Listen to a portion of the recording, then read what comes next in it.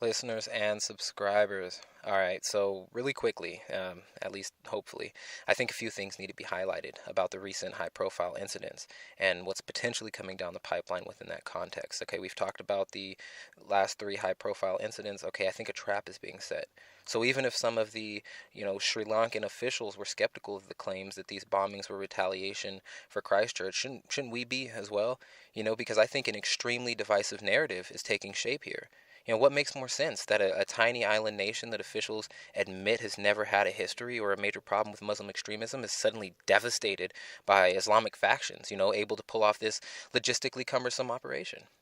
Does that make sense? Or might it make more sense that some of the initial reports of Hindu and Buddhist extremism might be the real cause?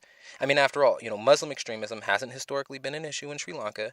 They're majority Hindu and Buddhist, which is why Hindu and Buddhist nationalism has been on the rise there and in India.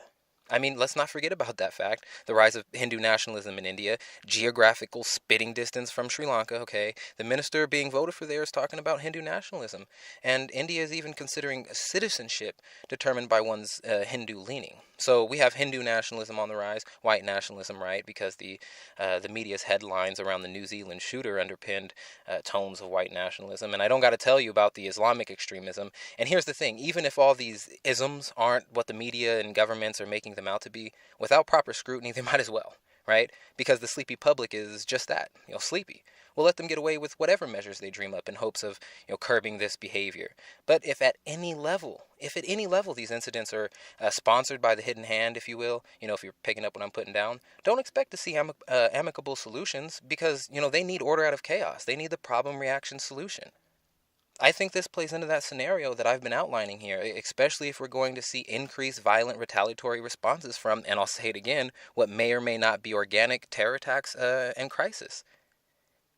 And if we're talking about the holy war scenarios and civil war scenarios, a huge catalyst would be nations and states adopting the positions that their race or religion is superior and acting on that in a way that engages the geopolitical sphere. Okay? Because if you don't think we're heading down those potential holy war scenarios and civil unrest scenarios, just look at what's happening. We're basically politicizing and religiousizing an already heated climate and atmosphere that's contributing to the inflaming of already vitreous rhetoric. So things are more deconstructive. Right? We're tearing down the very fabric, the network of social cohesion that's supposed to support constructive dialogue. Now it's becoming a thing of the past. That's what they do. They make topics like immigration, abortion, race, religion, anything so divisive that we don't talk about it. We don't tease them out. We don't flesh them out. We fight about it. And if there's going to be retaliation from pick your political, religious leaning, whatever, we can expect overcorrections in the forms of laws and regulations and policy. We always do. It's just interesting, right? Because the elections are coming up in Sri Lanka and India. Elections are coming up here. And these kind of incidents tend to precede this.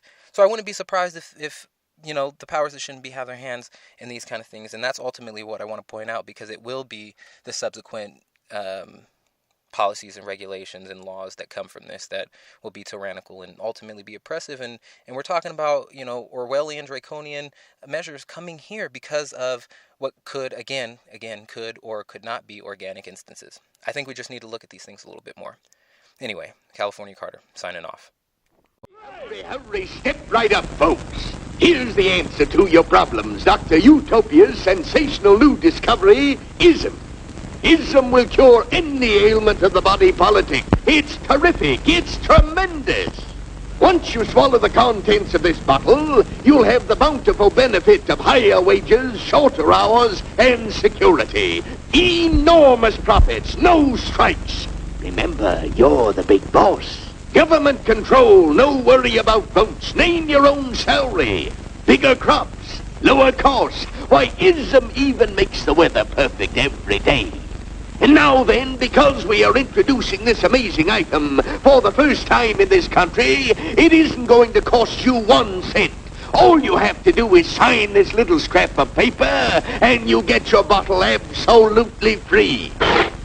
I hereby turn over to Ism Incorporated everything I have, including my freedom and the freedom of my children and my children's children, in return for which said ism promises to take care of me forever.